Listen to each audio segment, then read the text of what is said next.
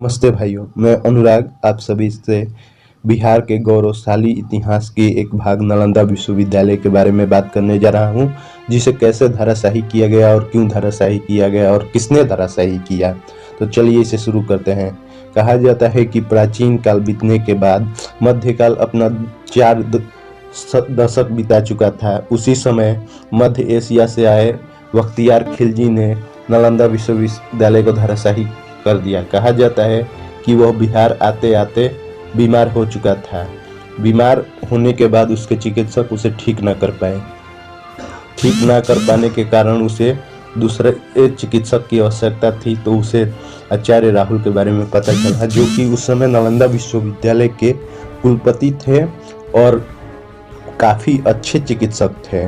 बख्तियार खिलजी ने उनसे मुलाकात की और मुलाकात कर के चिकित्सा के लिए एक शर्त रख दी कि उसे बिना स्पर्श किए ही ठीक करना है। आचार्य राहुल काफ़ी विचार विमर्श में पड़े और उसने इस शर्त के लिए हामी भर दी।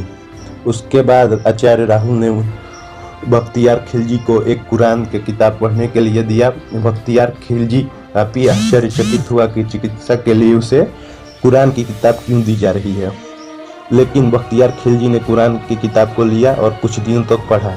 पढ़ने के दौरान उसकी तबीयत में काफ़ी सुधार आई। समझ में नहीं आ रहा था कि वह कैसे ठीक हुआ, लेकिन कुछ ही समय बाद उसे पता लग गया कि कुरान में लगी औषधि के कारण उसके उंगली का जीभ पर जाना और जीभ से किताब के पृष्ठ पर लगना और किताब के पृष्ठ से पुनः जीभ पर उंगली जाना, जिसके चलते उस औषधि का प्रभाव शरीर में होने लगा और बख्तियार खिलजी ठीक हो गया। बख्तियार खिलजी ने इस उपाय को दगा समझा और क्रोधावेश में आकर नालंदा विश्वविद्यालय को जला डाला।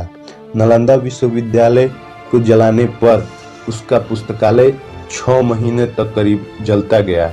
आप अनुमान लगा सकते होंगे कि उस पुस्तकालय में कितनी किताबें होंगी, और कुछ तो ऐसी किताबें थीं जो विश्व में उस समय सिर्फ नालंदा विश्वविद्यालय के पास ही थी और उसका कोई दूसरा कॉपी नहीं था, जो नालंदा विश्वविद्यालय के जलने के साथ ही समाप्त हो गया। और जलने के साथ ही नालंदा विश्वविद्यालय का गौरव भी समाप्त हो गया।